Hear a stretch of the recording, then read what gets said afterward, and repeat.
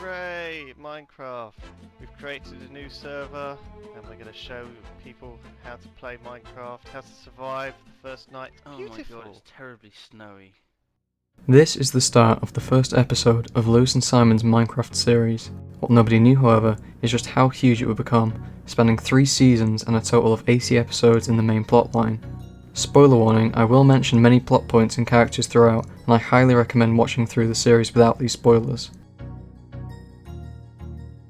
To quickly recap how everything started, Lewis and Simon spawn into their Minecraft world and everything seems normal.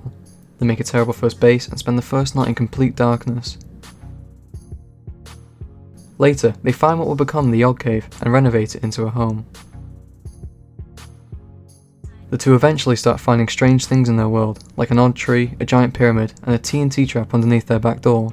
Oh my god, no! Why? Oh, for goodness sake! They conclude that somebody has found their way onto the server somehow and is trolling them. Eventually, this mysterious person reveals themselves and attacks the duo. Are they... Ow! What the They're shooting arrows at me!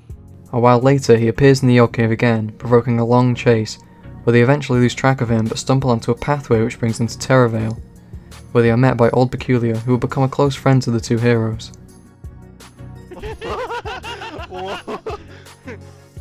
What the Isn't that a fuck? beer? This begins the journey spanning multiple cities and towns, where they will meet dozens of characters and unveil the dark secrets of the cult of Israphel. So, what makes this special? Well, firstly, they were doing something that nobody else was doing at the time. With the first episode uploaded in December 2010, it took less than a week for episode 6, titled The Mysterious Tree, to go live, which was where some strange objects had appeared in the world.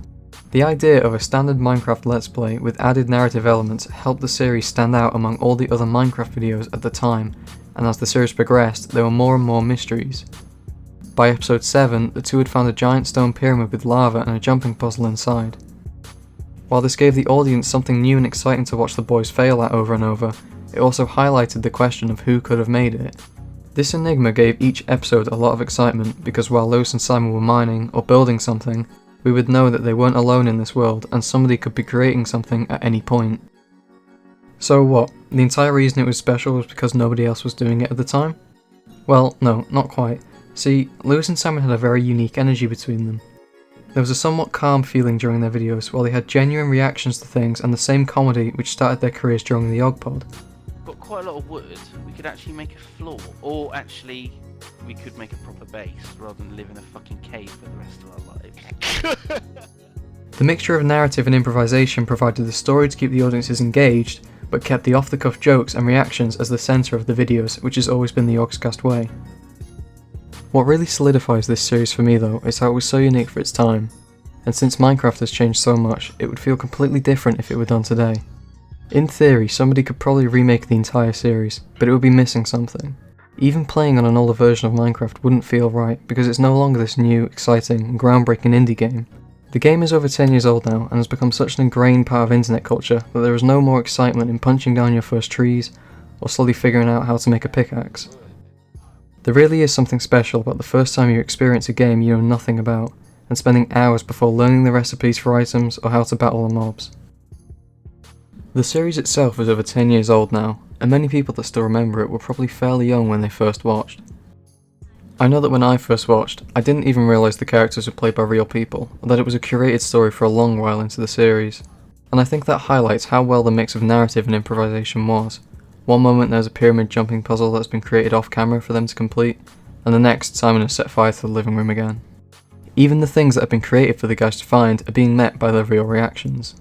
See you up there, man! Whoa, God! What the hell? What? Lewis? What? Lewis? What's wrong, Simon? What's Your wrong? barbecue bay's on fire! Is it? Oh my god! Oh my god. The dialogue of the characters is something that really tied the narrative and comedy together. It bridged the jokes and banter of Lewis and Simon with the narrative. This was partly due to the improvised role-playing that the people playing each character had to do, which led to some iconic moments.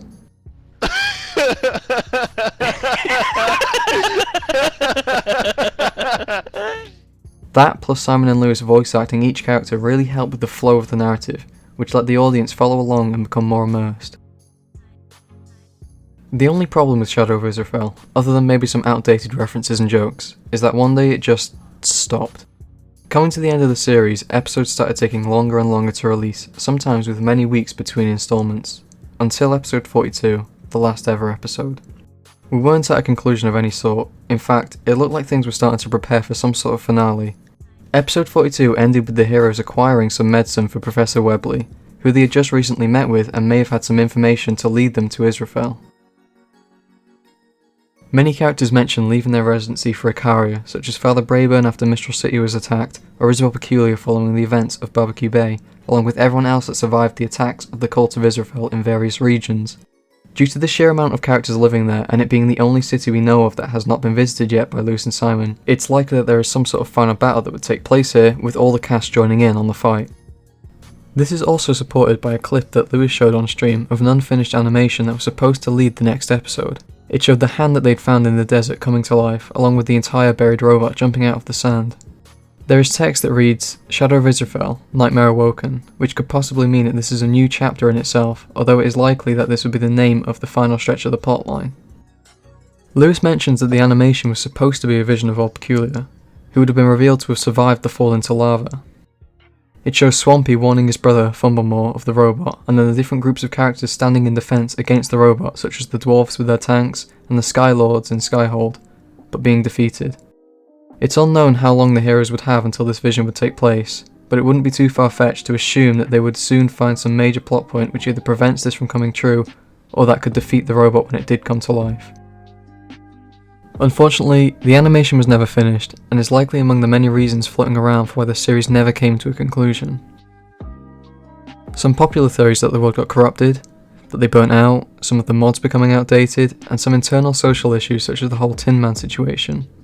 It was likely a mix of all of these reasons which led to the abrupt ending of their most popular series. But rather than dwell on there being no episode 43, I think it's more important to focus on what the series brought us. All of the jokes, the characters, the mysterious structures and players, the typical Yogg shenanigans like Simon's house fire or Lewis's strange torch placements, all of the cutscenes and storytelling, the still lasting impacts things like Diggy Diggy Hole had on the internet, the impressive cities and the awful first house, and especially Granny Bacon. These are the things that really did make Shadow of Israphel such a special series. There was nothing quite like it at the time, and there probably never will be again.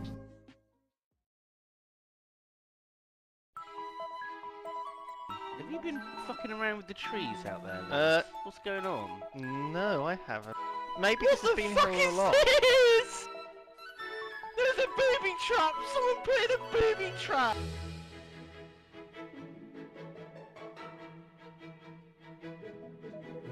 I'm Zephos, hero of Minecraftia. I am Honeydew of Casmodan. Hello, honey. I'll put the heating on. Whoa! I'm a dwarf and I'm digging a hole, diggy diggy hole. Old woman, I demand your finest bacon. Let's go. Where are we going? Where do we go? Lewis, we're going to save the world.